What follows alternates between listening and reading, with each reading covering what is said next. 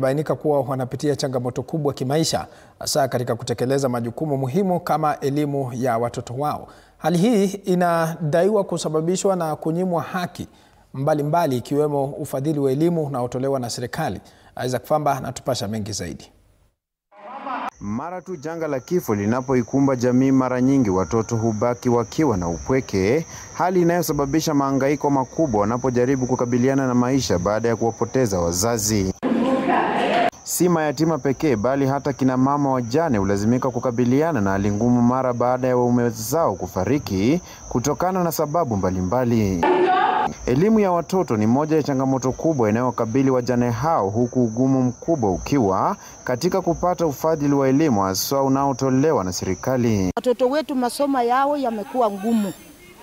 Wakati hata tunaenda kwa ofisi, tunaenda kuomba tusaidiwe na wale walipewa majukumu ya kukaa kwa ofisi. Wakati wanajua tu wewe ni mwanamke mjane, wanakuambia enda utarudi kesho. Wakati unarudi huko kesho, unakutana na mama mwenye hako na mzee amechasiwa fomu ya pesa ya basari.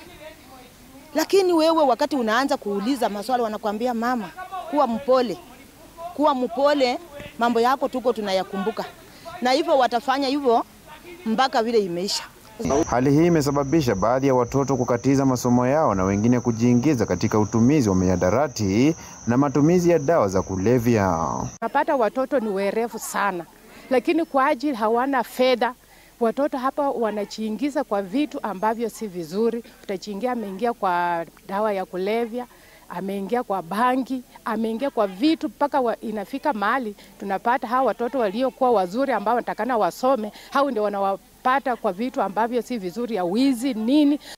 Wakazi na wanaharakati eneo hili wameelekezea lawama wanasiasa wakidai kuwa wanatoa ahadi zisizo za kutimizika hasa wakati wa kampeni, hali inayoendeleza mateso kwa wajane. Kwa kusema kweli, wanasiasa wa sasa ni wajanja, kwa sababu hakuna mwanasiasa ambaye amestick katika mpango wake wa kazi. Kwa mfano kama hapa county, ile kitu tutasikia kwa viongozi wetu ambao wako ofisini ni mambo matatu. Watakwambia kitu ya one term, watakwambia mambo ya Kasongo na mambo ya Weta. Wakiongeza jambo la 4 watataja mlipuko. Mwenye hana msimamo.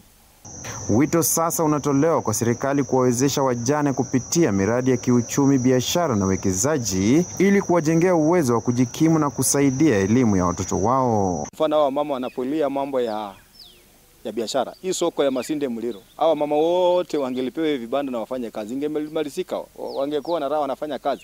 Lakini leo kuna viongozi hawazungumzia hata hiyo soko itaisha lini. So hawana mipango yoyote. Hapa Masinyani pia hawakuji. Hawa watu wote ukiangalia, tuseme tumeita wenye makaburi kwa boma. Lakini utakuta kwamba hawa viongozi hawajawahi enda matanga ya hawa watu. So hawajui kama watu wanakufa ama watu wako hai. So wanasiasa, mimi naomba waachane ubabe, wakuje wafanye kazi. Isaac Famba, TV47, ikiwa kaunti ya Trans Nzoia. Asante sana Isaac Famba.